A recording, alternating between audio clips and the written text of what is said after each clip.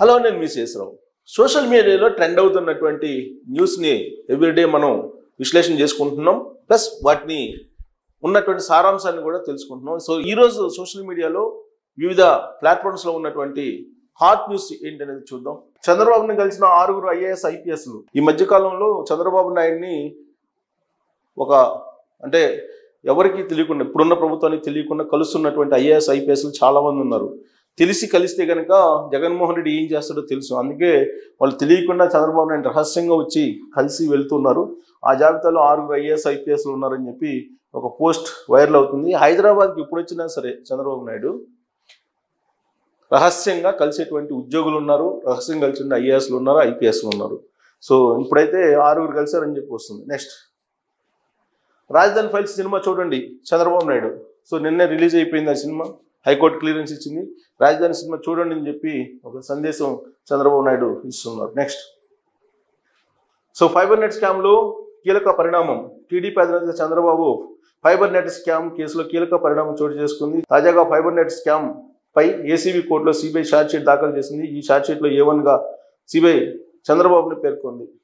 So chargesheet వేయలేదు అని చెప్పి ఇప్పటి వరకు అటు ఏసీబీ మీద చాలా ఒత్తిడి వచ్చింది. దాంతో ఏదో మొత్తం ఛార్జ్షీట్ వేశారు. దాంట్లో ఆధారాలు ఉన్నాయో లేవో తెలియదు.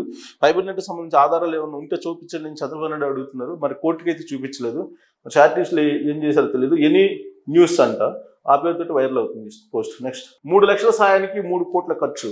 సో ఈ మధ్య నిజం గెలవాలి అనే ప్రోగ్రాంకి విమానాలు వెళ్తున్నారు అనేటువంటి ఒక న్యూస్ సోషల్ మీడియాలో వైరల్ అవుతుంది. అది కూడా సాక్షిది, దిశ పేపర్లో రాశారు ఇది. సో ఒకటి ఇక్కడ చెప్పలేదు, నిజం గెలవాలని ఆమె వెళ్ళి ఎవరైతే చంద్రబాబు నాయుడు రాజమండ్రి సెంట్రల్ జైల్లో ఉన్నప్పుడు మానసికంగా క్షోభకు గురై గుండె పగిలి చనిపోయారో బాధతోటి, వాళ్ళ కుటుంబీకులకు ఆర్థిక సాయం చేయడానికి ఆమె ఏదో ప్రయత్నం చేస్తున్నారు. కానీ ఈ సెటైరిక్ రాసినటువంటి న్యూస్ ఓదార్పు యాత్ర అప్పుడు జగన్మోహన్ రెడ్డి ఏం చేశారో ఒకసారి గుర్తు చేసుకోండి. ఆయన ఏం చేశారు, చనిపోయినటువంటి కుటుంబాల దగ్గరికి వెళ్ళేటప్పుడు కుటుంబీకులు ఒక పెద్ద ర్యాలీకి వెళ్ళారని చెప్పి కాంగ్రెస్ పార్టీ వాళ్ళు అప్పుడు విమర్శించారు. కానీ ఆయన ఆగల. ప్లస్ చనిపోయినటువంటి వాళ్ళు ఎవరు సహజ మరణాలను కూడా రాజశేఖర రెడ్డి చనిపోయిన దానికి తట్టుకోలేక చనిపోయారని చెప్పి ఆ జాబితాలో కలిసేసారనే విమర్శలు కూడా అప్పుడు ఉన్నాయి. సో మరి అవి కూడా గుర్తు చేస్తే బాగుండేదేమో. సరే, ఎనీహౌ చూద్దాం. అంటే ఆమె ఖర్చు ఎంతో కానీ 3 లక్షల సహాయం అని అంటున్నారు. ఖర్చు ఆమెకి 3 కోట్లు ఎందుకు అవుతుంది? నెక్స్ట్, ఏపీ వార్తలు మనం చూస్తే కనుక సహజంగా వినిపించేది ఏంటంటే, దేవాదాయ శాఖ స్థలంలో వైకాపా ఎమ్మెల్యే రాచబాట. దేవాదాయ శాఖను ఆక్రమించేసి ఆయన ఏదో కట్టేసుకున్నాడు అనేది. మాకు వందనం కాదు మీకో దండం. సో తల్లికి వందనం పేరుతో స్కీమ్ అంటే, బాబు మాకు వందనం వద్దు మీకో దండం అని చెప్పి జగన్మోహన్ రెడ్డికి ఇస్తున్నారు. కోర్స్ అంతర్జాతీయం, సర్టిఫికేట్లు రాష్ట్ర వర్సిటీలు. సో ఇది ఏపీలో హైలైట్ న్యూస్. ఇది సోషల్ మీడియాలో వైరల్ చేస్తున్నారు. విద్యాశాఖలో నేను సంస్కరణలు చేపట్టానని చెప్తున్నాడు జగన్మోహన్ రెడ్డి, కానీ ఇది పరిస్థితి. నెక్స్ట్, పగలు టీడీపీతో రాత్రి వైసీపీతో తిరిగేవారు మారండి. సో చంద్రబాబు నాయుడు ఆల్మోస్ట్ చాలా కాలం తర్వాత చాలా స్పష్టంగా తెలుగుదేశం పార్టీ క్యాడర్కి చెప్పారు. తెలుగుదేశం పార్టీలో ఈ జాబితా చాలా ఉంది ఈ బాపతో. అందుకే బహుశా చంద్రబాబు నాయుడు ఆలస్యంగా మేలుకున్నట్టున్నారు. సో పగలు టీడీపీతో రాత్రి వైసీపీతో ఉండేటువంటి వాళ్ళు నాకు అవసరం లేదు బాబు అని చెప్పి సున్నితంగా మందలించి పంపిస్తున్నారు. నెక్స్ట్, రాష్ట్రంలో కొత్త పార్టీ పెడుతున్నాం, ఎవరికైనా పొత్తు కావాలా? మాకు కావాలి, మాకే కావాలి అంటే చంద్రబాబు నాయుడిని మీమ్స్ తయారు చేస్తున్నారు. ఇక్కడ పొత్తు అనేది వైఎస్ఆర్ కాంగ్రెస్ పార్టీ ఏమో చీకట్లో పెట్టుకుంటుంది. ఇప్పుడు 2019 ఎన్నికల్లో టీఆర్ఎస్ పార్టీతో ఉన్నట్టే, బీజేపీతో ఉన్నట్టే వైఎస్ఆర్ కాంగ్రెస్ పార్టీ. అయితే బయటికి లేదు, లోపలంతా పొత్తే. చంద్రబాబు నాయుడు ఏమో బహిరంగంగా పొత్తు పెట్టుకుంటున్నాడు. అందుకే బహుశా ఈ మీమ్స్ తయారు చేసిన వాళ్ళు కనుక అది గుర్తొస్తే బాగుండేది. నెక్స్ట్, టీడీపీలో సిట్టింగ్ ఎమ్మెల్యేలందరికీ సీట్లు. ఇది ఎప్పుడో చెప్పారు చంద్రబాబు నాయుడు గారు. సో ఇప్పుడు గోరంట్ల బుచ్చి చౌదరి చెబుతున్నారు. సో ఆయన సీటు కూడా 10 రూరల్ నుంచి, రాజమండ్రి రూరల్ నుంచి అని చెప్పి బుచ్చి చౌదరి తెలియజేశారు. నెక్స్ట్, ఆ కుర్చీ మడతపెట్టి అని చెప్పి లోకేష్ ఒక మీటింగ్లో కుర్చీ మడతపెట్టి చూపించినటువంటి ఫోటోని తీసుకొని మేము ఒకటి తయారు చేసి ఆ కుర్చీ మడతపెట్టి భుజాన్ని వేసుకుని వెళ్ళిపోతున్నాడు. జగన్మోహన్ రెడ్డి ఒక మీమ్ తయారు చేశారు. సో అది వైరల్ అవుతుంది ఇప్పుడు. నెక్స్ట్, మన భవిష్యత్తు కోసం మన వంతు.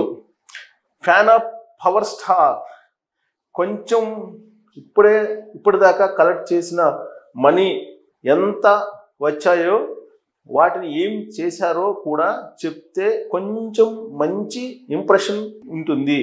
సో ఇది నువ్వు ఎవడరా ఏమో జనసేనకు సంబంధించినటువంటి కామెంట్లు చదవాలంటే భయం వేస్తుంది. సో కాబట్టి ఇప్పుడు పవన్ కళ్యాణ్ విరాళాల కోసం ఒక క్యూఆర్ కోడ్ని చేసేసి డొనేట్ అని చెప్పేసి దీన్ని చేస్తుంది. దానికి మీమ్ ఇలా ఉంది, ఇది వైరల్ అవుతుంది సోషల్ మీడియాలో. నెక్స్ట్, మన భవిష్యత్తు కోసం మన వంతు to donate to Janasena party scan అని చెప్పి ఒక క్యూఆర్ కోడ్ ఉందని చెప్పాను. నా జనసేన కోసం నా వంతు, మన భవిష్యత్తు కోసం మన వంతు. సో ఇది డొనేషన్స్ కలెక్ట్ చేసే కార్యక్రమానికి పవన్ మళ్ళీ తెరదీశాడు. నెక్స్ట్, సో ఎలమంచిలో నివాసం ఉంటా నాగబాబు. సో హైదరాబాద్లో ఉంటారు అందరూ, ఓడిపోయినప్పుడు గెలిస్తే మాత్రం ఆ ఏపీ వెళ్తారు. ఆ జాబితాలో నాగబాబు కూడా ఉన్నాడు. కానీ అలాంటి అనుమానాలు వద్దని చెప్పి చెప్పుకునే ప్రయత్నం చేస్తున్నాడు ఆయన. నెక్స్ట్, అదే వైరల్ అవుతుంది. కేసీఆర్ పాలిచ్చే బర్రె కాదు, కంచర్ గాడిద. నేను రేసు గుర్రాన్ని, ఎక్కడికి వెళ్ళినా గెలుపు నాదే. రాబోయే 10 ఏళ్ళు కాదు, ఆపై 10 ఏళ్ళు నేనే సీఎం. కేసీఆర్ వ్యాఖ్యలకు Revanth Reddy strong counter. LB స్టేడియంలో పోలీసు నియామక పత్రాలు అందజేసిన సీఎం. సో ఇక్కడ నాకు ఒకటి గుర్తొస్తుంది ఈ డైలాగు. వాస్తవంగా కేసీఆర్ ఒక డైలాగ్ వాడారు, చంద్రబాబు నాయుడు కూడా ఇదే డైలాగ్ వాడారు. పాలిచ్చే ఆవుని కాదని చెప్పి దున్నపోతుని తెచ్చుకున్నారని చెప్పి చంద్రబాబు నాయుడు అప్పట్లో జగన్మోహన్ రెడ్డి గురించి చెప్పారు. కొంచెం అటు ఇటు మార్చి కేసీఆర్ పాలిచ్చే బర్రె కాదు, బర్రెని కాదని ఇప్పుడు రేవంత్ రెడ్డిని తీసుకొచ్చుకున్నారు. ఆయన సెట్ చేస్తే రేవంత్ రెడ్డి ఏకంగా కంచరగాడిని చేసేసారు. ఎవరిని? కేసీఆర్ని. సో అది నడుస్తుంది పాలిటిక్స్లో. ఇప్పుడు చూద్దాం ఎంతవరకు భరేస్తారు ప్రజలు. నెక్స్ట్, సో దశాబ్దాల వివక్ష నుంచి తెలంగాణ విముక్తి కల్పించి దేశానికి స్ఫూర్తినిచ్చేలా రాష్ట్రాన్ని అన్ని రంగాల్లో అగ్రంగా నిలిపిన మన బీఆర్ఎస్ పార్టీ అధినేత శ్రీ కేసీఆర్ గారికి హార్దిక జన్మదిన శుభాకాంక్షలు. సో ఇది కూడా వైరల్ అవుతుంది, బర్త్డే కాబట్టి, కాకా బర్త్డే. నెక్స్ట్, దక్షిణ తెలంగాణకు కేసీఆర్ చేసిన 9 ద్రోహాలు. సో ఇది వైరల్ అవుతున్నటువంటి న్యూస్ అండి. దక్షిణ తెలంగాణకి ఉత్తర తెలంగాణకి మధ్య తొలి నుంచి ఉద్యమం అప్పుడు కూడా గ్యాప్ ఉంది. ఇప్పుడు ఈ న్యూస్ కన్నా చూస్తుంటే రాబోయేటువంటి రోజుల్లో 2 రాష్ట్రాలుగా తెలంగాణ విడిపోయే అవకాశం ఉందని చెప్పి భావించడానికి అవకాశం ఉంది. ఎందుకంటే ఎక్కడెక్కడ అన్యాయం చేసింది దక్షిణ తెలంగాణకి అని చెప్పి మొత్తం పాయింట్లు ఉన్నాయి. సో ఈ పాయింట్లు చదివి చాలా టైం పడుతుంది. ఇందిరా శోభన్ రాష్ట్ర కాంగ్రెస్, ఇందిరా శోభన్ రాశారు, ఈ మధ్య కాంగ్రెస్లో చేరారు. నెక్స్ట్, సో కేసీఆర్ సోనియా గాంధీ కాళ్ళు పట్టుకున్నారు, ప్రణబ్ ముఖర్జీ కాళ్ళు పట్టుకున్నారు. ఎందుకు పట్టుకున్నారు తెలుసా? తెలంగాణ రాష్ట్రం ఇచ్చింది. ఆ తర్వాత సోనియా గాంధీని ఏ విధంగా అన్పార్లమెంటరీ వర్డ్స్ ఆమెను ఉపయోగించారో, బలిదేవత అని రకరకాలుగా మాట్లాడారు. ప్రణబ్ ముఖర్జీని ఎన్ని రకాలుగా మాట్లాడాలో అన్ని రకాలుగా మాట్లాడారు కేసీఆర్. ఈ కాళ్ళు పట్టుకున్న కేసీఆరే నోటితోటి ఎన్ని మాట్లాడారో అందరికీ తెలుసు. నెక్స్ట్, కృష్ణా జలాలపై కేంద్ర పెత్తడాన్ని వ్యతిరేకిస్తూ ప్రొఫెసర్ కోదండరాం యాత్రలు ఉద్యమాలు చేస్తుంటే అడ్డుకున్న కేసీఆర్. అప్పట్లో నాడు బేసిన్లు లేవు, బేషిజాలు లేవన్న కేసీఆర్ నేడు నల్గొండలో కొంగజాపం చేస్తుండు. అప్పుడు ఏమన్నాడంటే, తెలంగాణ వచ్చిన తర్వాత నాది ఫక్తు రాజకీయ పార్టీ, ఇక్కడ నీళ్లు లేవు, నిధులు లేవు, నియామకాలు లేవు, అదంతా ఉద్యమం. అప్పుడు ఇంటికి ఒక ఉద్యమం నేను ఎప్పుడు చెప్పినా. సో ఇవన్నీ చెప్పారు. బేసిన్లు లేవు, బేషిజాలు లేవు, అందరూ కలిసి ఉండాలని చెప్పాడు. ఇప్పుడేమో నల్గొండకు పోయి కృష్ణా జలాల మీద పోరాడదాం అని చెప్పి అంటున్నారు. ఇదిగో అప్పుడు కోదండరాం చేసిన కృష్ణా జలాల కోసం పరిరక్షణ యాత్ర, ఇవన్నీ కూడా కృష్ణానది జలాలు న్యాయమైన వాటా సాధనపై పోరాడదాం అని చెప్పి డేట్తో సహా ప్రొఫెసర్ కోదండరాం చేస్తుంటే ఆ సందర్భంగా కేసీఆర్ అన్నటువంటి మాటలు బేసిన్లు బేషిజాలు లేవని, ఇది వైరల్ అవుతుంది ఇప్పుడు. నెక్స్ట్, ధరణితో గోల్మాల్. ఇంకా దీని గురించి చెప్పాల్సిన, ధరణిలో ఎన్ని వేల ఎకరాలు మిస్యూజ్ అయినాయో, తెలంగాణ సమాజాన్ని ఏ విధంగా ముంచేశారో అనేక ఆర్టికల్స్ వస్తున్నాయి. అమ్మిన భూముల్ని మళ్ళీ అమ్మే అవకాశం, రెవెన్యూ రికార్డులకి ఎక్కని రిజిస్టర్డ్ భూములు, తప్పుల రికార్డులతో ధరణి పోర్టల్ అప్డేటు, దీన్ని అవకాశంగా తీసుకుని లేఅవుట్లు కబ్జా. ఇదే రీతి హయత్ నగర్లో 5 ఎకరాల ఆక్రమణ, లేఅవుట్ చెరిపేసి దానిపై మళ్ళీ లేఅవుట్, ధరణి ఆధారంగా వేరే రియల్టర్కు రిజిస్ట్రేషన్. తాజాగా వెలుగులోకి మాజీ ఎమ్మెల్యే భాగోతం, అండగా నిలిచిన అన్ని శాఖల అధికారులు. నెల రోజుల్లోనే లేఅవుట్కు హెచ్ఎండిఏ ఓకే. దీన్ని తవ్వే కొద్దీ వస్తూ ఉంటే అవినీతి, దీంట్లో కొన్ని లక్షల కోట్ల కుంభకోణం ఉంది దీంట్లో. మరి రేవంత్ రెడ్డి చేస్తాడో లేదో తెలియదు. నెక్స్ట్, సొంత కారు లేని సోనియా గాంధీ. సో ఆమె ఆస్తులు ప్రకటించారు, సొంత కారు లేదని చెప్పి. ఆ మొత్తం ఆస్తులు కలిపేసి 12 కోట్లు ఉంది. దాంట్లో ఇటలీలో ఆమె 27 లక్షలు, 88 కేజీలు వెండి ఉంది, 1 కేజీ 27 గ్రాములు బంగారం ఉంది. ఢిల్లీలో డేరా మండీలో వ్యవసాయ భూమి ఉందంట. సో అంతవరకు మరి వైరల్ అవుతుంది న్యూస్ ఆస్తులకు సంబంధించి. నెక్స్ట్, సో మొత్తం మానవ చరిత్రలోనే అత్యంత నిజాయితీపరుడైన శ్రీమాన్ మోదీ గారు చాలా పెద్ద మనసుతో తీసుకువచ్చిన ఎలక్టోరల్ బాండ్స్ని సుప్రీంకోర్టు రద్దు చేసింది. సో ఇది రద్దు చేసిన తర్వాత అసలు మొత్తం ఆ పార్టీల యొక్క భోగవతం మొత్తం బయటకు వస్తుంది. సో ఆ బీజేపీ ఆర్ఎస్ఎస్లకు వాటి అనుబంధంగా ఉండే ప్రవచనకారులకు స్వామీజీలకు చాలా పెద్ద టాస్క్ వచ్చి పడింది. ఆ టాస్క్ జనం దృష్టిని మరల్చడం. సింపుల్గా ఒక పని చేయండి, అసలు ఎలక్టోరల్ బాండ్స్ అన్నవే లేవు, నోట్ల రద్దు అన్నదే జరగలేదన్నట్లుగా సైలెంట్గా ఉన్నారు కదా, అలాగన్నమాట. ఎక్కడా ఎవరు ఈ బాండ్స్ గురించి మాట్లాడకుండా కట్టడి చేయండి. బానిస మీడియా ఎటు చెప్పిందే చేస్తుంది కదా అంటూ ఈ మొత్తం వ్యవహారం. అసలు ఎలక్టోరల్ బాండ్స్ నరేంద్ర మోడీ తీసుకొచ్చింది ప్రజలకు తెలియకుండా ఎవరికి ఎంతైనా ఇవ్వచ్చు, ఏ పార్టీకైనా అనేది తీసుకొచ్చారు. ఇంతకన్నా దారుణమైన నిర్ణయం ఇంకోటి ఉండదు. పారదర్శక లేకుండా అసలు ఈ పార్టీలకి డబ్బులు ఎంత అయింది దాన్ని అసలు బీజేపీ 6,500 కోట్లు, సుమారుగా 6,566 కోట్లు. కాంగ్రెస్కి అధికారంలో ఏ పార్టీ ఉంటే అది ప్రాంతీయ పార్టీ టీఆర్ఎస్ వైసీపీ పండగ చేసుకున్నాయి ఈ 4 సంవత్సరాలు.